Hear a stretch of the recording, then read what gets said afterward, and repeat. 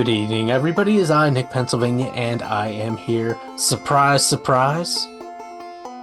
Very special guest, my good friend Brendan Bond. Brendan, how are you? I'm doing very well, Nick. How are you, bud? That makes me feel very special. I appreciate that.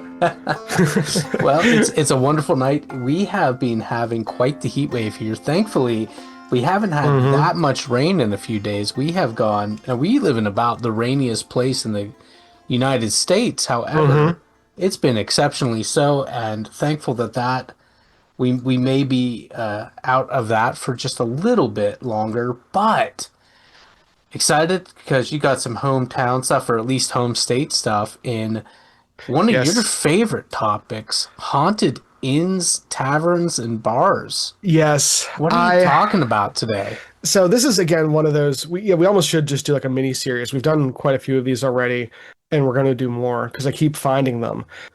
Because it's one of those things where I think when you talk, like, every town seems to have an older, like, bar, tavern, inn, historic bed and breakfast, things along those lines that it's just always reportedly haunted. And a lot of them do have, like, some of those tropes that we're used to. But I think that even when they have those tropes, there's usually a few things that make them a little bit different, that tell us about the individual town and the place and some of the unique elements of the history. And again, the presence of some of the things that we're kind of expecting to hear, I think in some cases, I think some cases, but I think sometimes people hear that and they go, "Oh, okay, this is more evidence of these types of hauntings being a little more common than not." And other people hear and go, "Oh, this must be made up because it sounds so common." So I think no matter which side of that spectrum you initially fall on, it's good to look into these and see if, that challenges some of your preconceived expectations and notions. So that's what we wanted to do today. So today we're going to be talking about Brinton Lodge in Douglasville, PA, which is out between Philly and Reading. It's in Berks County. Or I guess it's closer to like Pottsville, I guess. But either way, it's along the Schuylkill Wait, isn't River. that, you mean Pottstown? Pottstown, not Yeah, Pottsville. I was going to say, Pottstown. and I say that only Yeah. because, as you may have heard before, when my family first moved to the north, we moved to Pottstown, and every time I say, "Oh, we spent about 9 months initially in Eastern PA in Pottstown," people go, "Oh, Yingling Brewery," and I'm like, "No, no, no, that's Different. Pottsville. That's up by Completely. Allentown, Yeah. Don't confuse us with that. whole other branch of the Yeah. Potts family." Yeah. Those are the Potts are very different up there. But yeah, no, this is between Reading and Pottstown. And it is funny, this is one of those areas of Pennsylvania, especially in Berks. There are just so many old stories and old places. And there's just a lot of like legitimate history out there because the place has been settled since the 1600s. Right. It's one of the earlier, I mean, obviously By European Philadelphia settlers. was Yeah. the gem of early America, even even before the revolution and everything. So, Right. So there just seems to be a lot more out there, and you have some of these buildings that are, built in, the 1700s that are still standing or still being occupied in usually in different fashions, but still there. So they're the time period in which they can accumulate interesting history, lore, and maybe ghosts, they've been sitting out there longer. They've been fermenting for longer. So Douglasville in particular was one of the primarily Swedish settlements that was given originally in a grant from William Penn. So it started by a family called the Millard family, and the farm and the farmhouse were built in 1796. So, long time ago, sure enough. by any standard. It was so long ago that it was actually built before the Schuylkill Canal was actually routed through it and everything. So turned into a very prime piece of real estate after that canal was built. But so it's been used and occupied for quite some time by Western folks. Now, this lodge went through again a few different kind of iterations. After the Millard family was there, it was purchased by a family in the area called the Curlin family, and they had a little like foundry there, and they actually produced ammo for the War of 1812 there, like cannon shot and round shot and things like that. So kind of connected to history at a very early time in this place's lineage. And then it also reportedly is a stop on the underground was a stop on the Underground Railroad. Now, this is something, if we have anyone out there who's a listener, we have, again, some very legitimate academic historians out there. I would love to talk to someone who's an expert on the Underground Railroad, because it seems like every house you find in this area says they were a stop on the Underground Railroad. Yeah. I hope that's true. I hope it is true. Right. But it seems like that's thrown around a lot. And it seems like every church that's on a corner opposite another church, they claim that there's a tunnel running through. I remember there was one in Harmony. We know for a fact that there was one in Beaver County because that was explored by the news.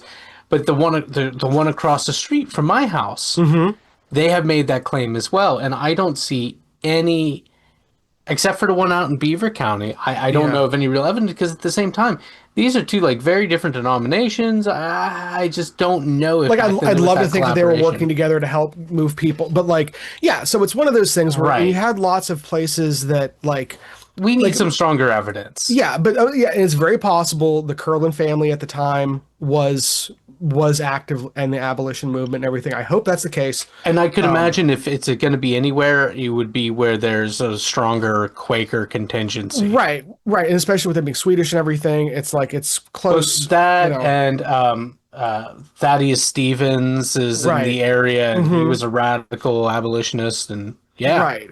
So it's I'm not doubting it for this case, but I'm just saying this is like a call out there to, if there's anyone out there who is a expert on Underground Railroad history, love to have a conversation about how the Underground Railroad history and kind of like white historic folklore gets wrapped into that sometimes. I would love to have that. Yeah, because again, that's one of those things that people state all the time that I always just wonder. Like, just if you're going to tell me that, I need something more to go on.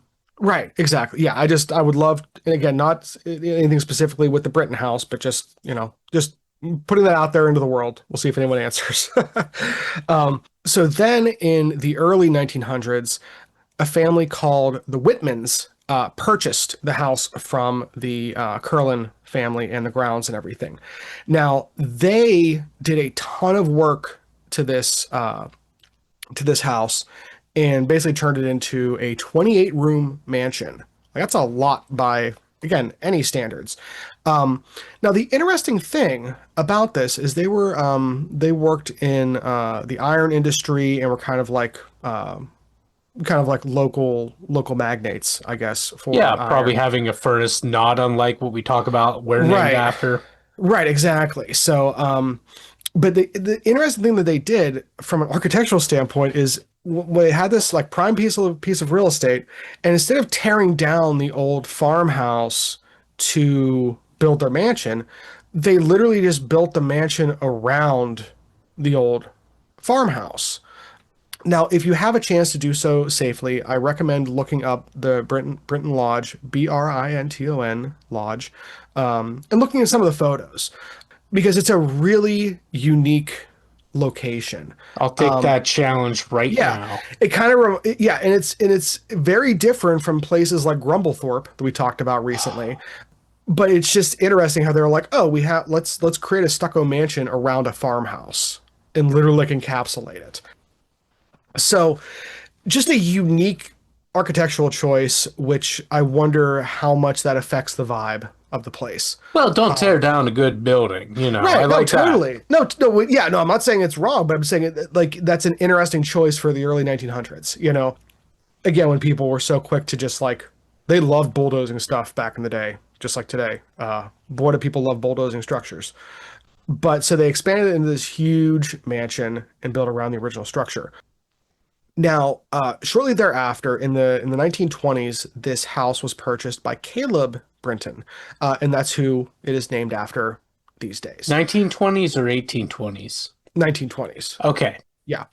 Um, and this is kind of getting into like this is going to be getting into prohibition and everything.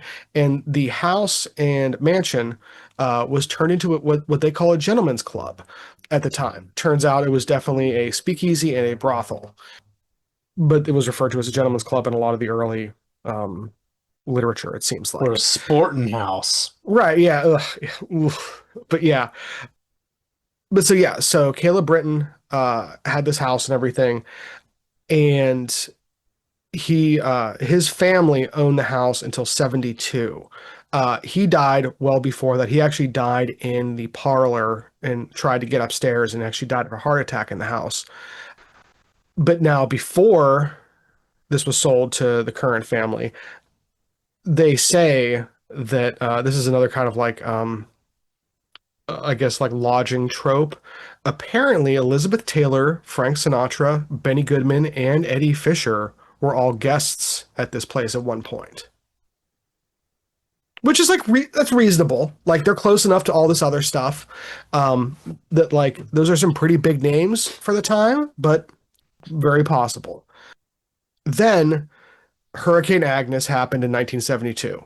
And anybody who is familiar with that hurricane in the East Coast knows that that wiped out a lot of stuff in 1972. If you were near a river, you were in trouble. Oh yeah, all the way out into Pittsburgh and of Hmm. course Johnstown. That was one of their last big Big floods. floods. Yeah.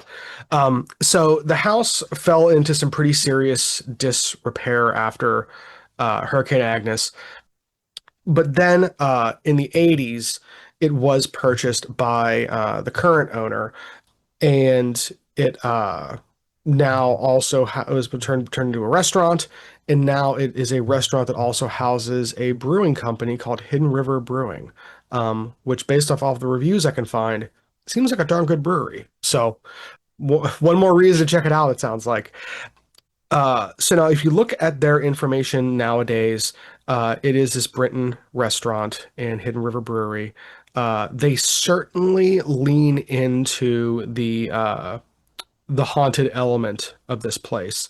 They do tours. The place has apparently been investigated by TAPS team members and has been actually hosting investigations since the 80s.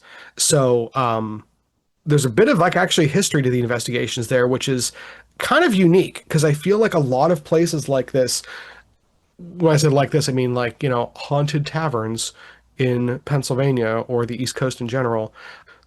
You have them having stories of them being haunted, but you don't have people talking about investigations going the whole way back to the 80s. You kind of have like that boom in the early 2000s where everyone started investigating places with like paranormal tourism and things like that. Uh, so this place again is kind of unique in that sense that they've been kind of doing this for a long time. Now, granted, whether that adds or detracts from legitimacy for people is kind of, I think, up to individual interpretations. So that's kind of like the overview and history of where we are with the Brinton Lodge. So now you might be asking, okay, if we've been in this place for so long and it has such a history, who all is haunting it? Um, so Definitely not Eddie Fisher anymore. He's not as popular as he once was. yeah, Eddie Frank Fisher, Sinatra definitely still haunting the definitely, place. yeah. Benny Goodman, we can only hope, It's always your most famous people that were ever like if they walked in just to, like wash their hands at one Yeah, point, yeah. they definitely haunt this place They now. basically are eternally tied to the location. That I mean, Um, after watching all these programs and reading all these stories, that's the only thing I can conclude. right. Yeah. It's well, we leave bits of ourselves everywhere, don't we? Well, I Um, know I do, but it's right. also just the more famous you are, the more likely you are to haunt multiple spaces that where you visited once in your life. We should do just a everywhere that Elvis is haunting episode. Hey, Like you know what Mojo said? Elvis is everywhere. Elvis is everywhere. We need to. Yeah. I need to look. I'm making a note. There we go. That's how things get added to the list, people. That's official. Yeah, it's gonna happen whether you like it or not. It's gonna happen now. But so who all is haunting this place? So there are quite a few supposed folks haunting this location.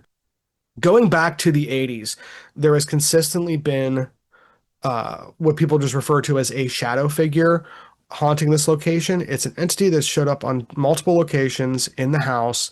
It has shown up on film. It has shown up on video. It has shown people have seen it. It seems to be like a male presence that just kind of generally seems to creep people out. One of the things that people say is they see it, they'll wake up in like the inn portion, which is on the very top and everything. They'll wake up with the shadow figure sitting on their bed, and then it gets up and leaves. Like, so it's like watching them sleep, which is really unnerving. That's one of those instances though where you're probably more glad that it's just a shadow person, not like Steve from down the hall just hanging out in your room at night. But they also see this entity not just up in the rooms, but throughout the rest of the rest of the tavern. They see it specifically walking down the stairs and moving into the bar, and that's reported a few different times by a few different people. That one almost sounds like a residual haunting. They also see, again, what sounds like a residual version of this haunting, walking directly from one of the hallways down the basement steps. People also see a white mist that is also kind of like attributed to this same shadow figure, even though it's a white mist. They say it has a very like very palpable male presence, which I'm not sure if that is that common with shadow figures. It sounds like this has some sort of a personality to it, which is a little, again, a little different from just the normal shadow figures that we hear a lot of times. People see it walking behind the bar and then physically disappearing. And all of these different areas also have their associated like other phenomena. The stairs seem to be really haunted by this thing and other things. Um, but again, like shadow figures are one of those things where I think that, like I said, they kind of fall into two different camps depending on the accounts you're reading. Some of them really do sound residual, which again, if the whole stone tape thing has any merit to it, older place like this, that's like you're going to have some stuff that just replays and shows up. But that is again very different from something actively sitting on a bed and watching someone sleep. Like those are, I think, in when it comes to any sort of attribution of like sentience, one has it, one doesn't. Now, one thing that is interesting is people tend to get lightheaded and feel cold around this thing. Sometimes it either precipitates or comes after, which is, again, kind of weird for shadow figures. Usually you don't hear people being affected by them very often. That one almost seems like it has more of like a negative, when I think of cold spots, I think of something that's like drawing energy out of the room, or lightheaded. That kind of goes to some of the stuff we've talked about with both EMF. Last week we talked about infrasound, like people just like being physically affected by something in the rooms. So that's kind of like this shadow figure that's like one of the quote unquote entities. Up on the third floor, there is a little girl spirit that is seen often. Now, the previous owner, not the current one, but the one that had it up until the 70s. So again, before these investigations were happening, told the current owner that she would see this little girl and this shadow figure on multiple occasions. Like it was just like something that was just part of the experience of living and owning this place. So it's not like that stuff started in the 80s. One of the other things that you see a lot in this place apparently is this woman in white who we're going to get to. I think we might know who that is, but it's a woman in white who is specifically seen walking down the stairs, kind of like the famous Brown photo. But even more creepy than that is being seen specifically in mirrors. So people will look into a mirror and see a woman dressed in like a formal white dress in the mirror in the room with them or down the hall or behind them, but not actually seeing it. So that's just spooky. We've talked about mirrors plenty of times on here. Sometimes Yeah. they just, you can understand people getting creeped out, especially by like floor length mirrors and things like that. Well, and because we have such a history, I know a lot of different cultures, European cultures Hmm. and Asian cultures will cover mirrors or when somebody dies or will Hmm. say we attribute a lot of somewhat mystical qualities to mirrors. Like Hmm. we have, and so it shouldn't be a surprise. But also there's just the very real fact that like things that we see on our periphery can really trip us up quite a bit. And so if that is in a mirror's reflection, all the worse for it, right? Right, right. And again, we mentioned that with Grumblethorpe, talking about them people seeing servers in the mirrors Right. and everything. So this kind of has a similar vibe to Well, and it's that. become like a classic movie scare, It you is. know? Yeah, absolutely. Absolutely. But again, hearing that like that was part of what folks were experiencing there back in like the 70s or previous to that, like Yeah. that might add a little bit of legitimacy to the stories. I mean, granted, there that might have still been in the cultural zeitgeist back then, and we just don't kind of have the context for it. Right. So not saying that legitimizes it or anything, but it's an interesting element to it. Um, there is another female spirit who is also on the third floor, so same place that this little girl spirit is, who people say is very protective of the third floor. Like when they see her, it's just kind of in flashes or out of the corner of their eyes, but they get a very just kind of like dominant female kind of presence. So maybe someone who's watching over the house, in some way, shape, or form. So the current owner, this was one night in the first year that she had taken ownership, so a while ago. She was working late and using a light powered by an extension cord leading through the barn to the house. And she says, I was walking towards the light, and this black shadow figure just appeared from one of the doors on the hallway. It crossed the hall and went down into the basement. And that was apparently the first time that she had seen any kind of like entities or anything in the house. She had heard it was haunted, but like wasn't really, into that kind of thing, it sounds like. But so you have lots of people over the years seeing a lot of these different things. So those are kind of like the the entities that we get reported a lot on in this house. Now, I found something interesting when trying to figure out if we had any idea of who these people were. Because again, like hearing those stories, you go, okay, these we might Right. be able to attribute these to like old family members who used to be here, or people who died in the house, And or that's usually how it goes, but with ghosts and right. whatnot, but with the shadow figure in particular, I feel like there's not as much subscription of shadow entities to Hmm. tangible people. It's usually, I mean, the people that believe in that usually claim it's something demonic or something not totally human, in the best of my memory. Right. No, I think you're right. It kind of goes in a few different directions. Um, Now, one of the things I found that I thought was very interesting. So apparently in 1978, there was this psychic medium from Great Britain. His name was Don Galloway. He was on his way to the United States for a World War II commemoration ceremony that was being held in Reading, so just up the road. While he was on his airplane, he had visions of this lodge and made contact with several of the spirits that resided here. And apparently, he did not know of this place ahead of time, just was in the air, flying over the Atlantic, and got flashes and impressions from this place for whatever reason. Once he arrived, he went through all of the things he was already planning on doing, inquired with a few people, and figured out that he was actually talking about this Brinton Lodge. Um, so he went there and stayed for a few weeks and identified what he says are the five spirits that occupy this location. One is Caleb Britton, who's the namesake, who is the one that we said that actually died downstairs, or trying to get up the stairs.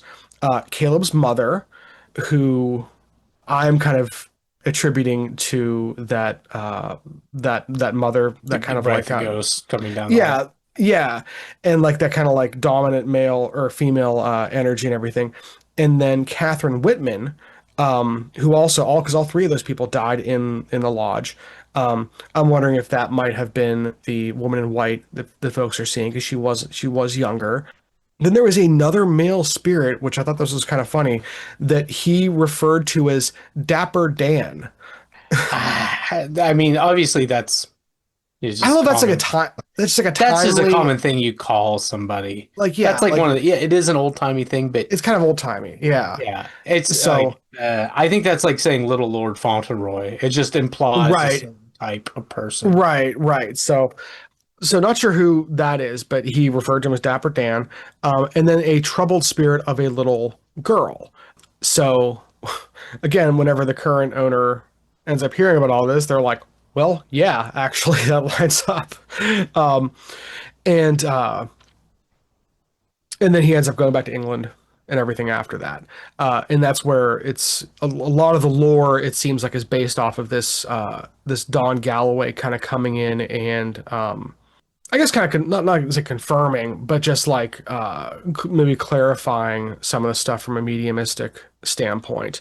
Um, which again, like if someone just shows up and says, "Hey, there's five spirits living in your house," and you're like, "No one has ever reported anything here," maybe that's a little suspicious. But if someone shows up and they're like, "Hey, there's five spirits here, A, B, C, D, and E," and you're like, "Actually, that sounds like what's happening here," I don't know that's kind of an interesting point. So I tried to look further into this Don Galloway character. Well, he And sounds it's like it could be relative years, frankly. oh he yeah right yeah he it wouldn't shock me. But so over in England, he was not, from what I can tell, he was not like popular or well known over here as a psychic medium or anything, at least in the States.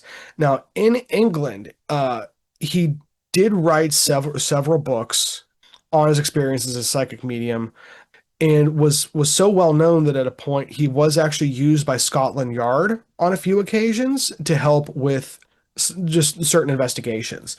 I need to, and that's another one of those claims, much like, oh, this church, this Yeah. old building was part of the Underground Railroad. It's my understanding that a lot of psychics promote that they've been utilized by various law enforcement, but What's the context? typically, what's Yeah. that? Yeah, like what's the context? Like, Right. How real is that? And yeah, apparently, it's less frequent than they'd like you to believe. probably. Yeah, it's a now that being said, this guy did start a foundation called the Linwood Fellowship, which I looked into it and they have some like again they sell his books and everything. Is this group of people who are psychic mediums that are over in England that try and help. It seems like they're big on like not only like helping people develop their skills, but also just like community work in general, helping people out, helping with like grief counseling and all those kind of things, as like a nonprofit, whatever their version in England of a nonprofit is. And Oxfam and whatnot. yeah, there's something. Yeah, it seems like a legitimate group and everything. Now, one of the things that is an interesting artifact of kind of where we're at in time, in 2025. Nick, do you ever get bummed out when you see websites that like haven't been updated in a few years that were active and you're like, I hope Yeah. these people are okay. Yeah, there's a couple I can think of off the top of my You know what I head. mean? There's also just like I was saying back in the late 90s, early two oh no, probably early 2000s. You remember me going about saying the next generation of archaeologists are going to be scrubbing old GeoCities websites. Mm-hmm. I stand Right. by Old that. old old angel fires Oh my goodness, Angel or Fire, Lycos. DeviantArt.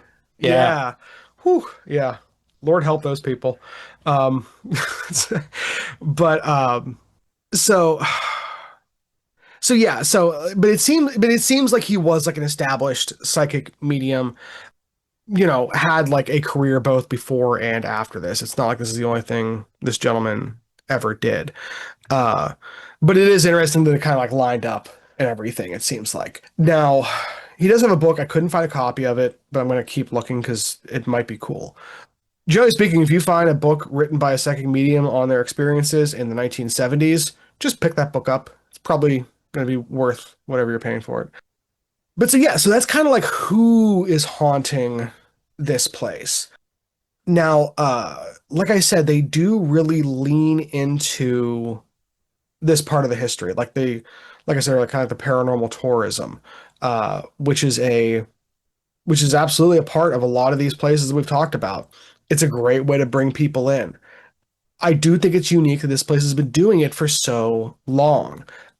If no one got any activity or if it was all bunk, um, you'd think that it wouldn't be able to last that long, you know?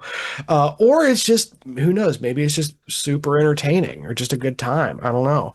But I think that whenever you have a place like this and you have people coming in, multiple times a year, whether as like pseudo professional ghost hunters or just people doing ghost walks and everything and talking about the history, that probably primes the place for activity or calls things in or, just makes activity, I think, probably more likely. And it seems like a really cool location for it. I watched a few videos that people did of like them attending different walkthroughs and everything. And seems like a cool place. It really does. A lot of the videos that I found were, again, not necessarily convincing, but they seemed cool. You can find lots of photos of the place and everything online that they're reported to show the the shadow figure. There's one photo that specifically shows what someone says is like someone in like a server's outfit, not in a mirror, but next to a mirror. So like things like that. So there is a lot of there's a lot of photos and videos out there of this place, which is different than most. Like think of some of the places we've looked at. They might do a lot of these tours, but there's actually not a ton of media out there That's a on good it. point. And one of the things we always critique about a lot of Hmm. claims is that in this day and age where there's so much media Yeah. and so easy to acquire, so even if they're not achieving a lot of Hmm. so-called evidence, the fact that the eyes are rolling, so to speak. Right, because so like if things do happen, you're more likely to actually catch it. So like I think that like if you like again, we've talked about, it's hard to convince people with video or photo or audio evidence, obviously. Um, and possibly for good reason in a lot of cases. But like if we are trying to collect data, having a place that we can say, hey, people have been doing investigations here for 50 years. Even if the scientific method around it has not been as consistent as we would like in like a controlled laboratory setting, like you said, at least there's just more people watching. And so like if we are going to catch evidence that is likely to sway people's thoughts on it one way or another, a place like the Brinton Lodge is a great location for that. Um, because if you do get a good video of something weird or a good photo of something weird, you actually have other stuff to compare it to, which again makes it a little unique.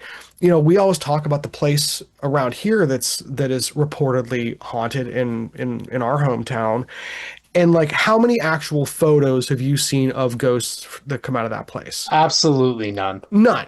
None. No, you Yeah. hear stories, Right. and the stories are a lot of not even any audio Yeah. things. We Yeah. we just get stories, Hmm. and sometimes the stories were like wild things, like oh my gosh, yeah, it threw a tray across the kitchen or Or things the like that. handprints upstairs, or like all kinds of But I've cool, never seen cool anything. stories. But it was, yeah. So like I think that's why I think this Brinton Lodge is so interesting. Is I think you can look at it and go, oh, place is just trope, trope, trope, trope, trope, and kind of look at it from a very hardline skeptical standpoint, like, okay, this isn't legitimate. Um, but because they've been doing it for so long, and actually there is so much actual evidence that's come out of this place, again, whether it's good or bad, it's still evidence. So like I think I think that's a big check in their favor. Again, whether or not it's haunted or not almost is separate, but at least it's a good example of what these kind of places can be with time. Because who knows, if you have another location that people think is haunted, and I mean, look at Moundsville, or look at some of the penitentiaries, or some of the places that do produce tons of evidence. Like, everyone thinks the Western Penitentiary is haunted. Even Absolutely. even if you don't believe in ghosts, like, good luck, because again, there's been so many people in there that there's just so much evidence that comes out of it. Well, and there's so much for so long, and in the Hmm. time that we were growing up, and still to this day, I Hmm. think the saying was that what creates tragic events, or Right. somebody caught in like at a really emotional moment, blah blah Right. blah. Yeah. Like the what is the right word? Not the stone tape thing, not the residual thing, but the knowledgeable, the aware, the Oh, sentient spirit. like a sentient or an Right, intelligent right, right. An haunting, or intelligent haunting. That's yeah, the word I yeah. was looking for. Yeah. But yeah, so like, so I mean, I don't know. I think that this Brinton Lodge, like, again, a lot of times when I look at stuff like this, I'm like, oh, this is just like everything else. Then you start digging, and you're like, actually, this is a really interesting little story. So like, if I have a takeaway from researching the Brinton Lodge, it's just a good reminder to not discount a place just because it seems cookie cutter from a haunted location standpoint. That's fair. Yeah. That's But fair. I again, mean, these are more interesting stories than I feel like we've been accustomed to with some of these as well. right, I mean, they're it's just kind of different. classic, but Right. we So, real quick, and maybe you said it and I missed it, but what mhm. are some of the earliest stories that were coming to us? So the earliest stories out of here are specifically the shadow. Again, they don't call him a shadow person, but you have that going back into the previous ownership. So the people who had it from the 1920s up until Hurricane Agnes.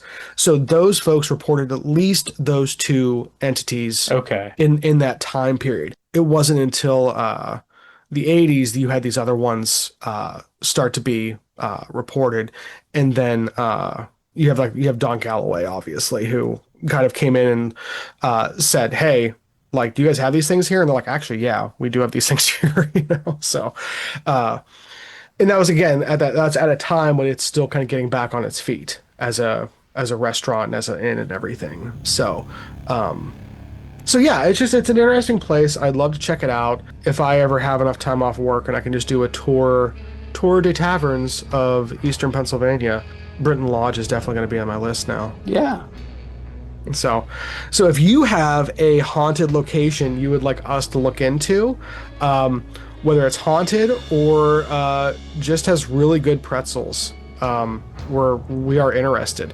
I will travel a mighty Yeah. way for really good pretzel with some good mustard and everything. Oh, yeah, yeah. Don't tempt us. But if you have something you'd like us to look into, or just thoughts or feedback, we'd love to hear it. You can find us on YouTube and on Instagram at the Ghost Furnace Podcast, or send us an email at theghostfurnacepodcast@gmail.com.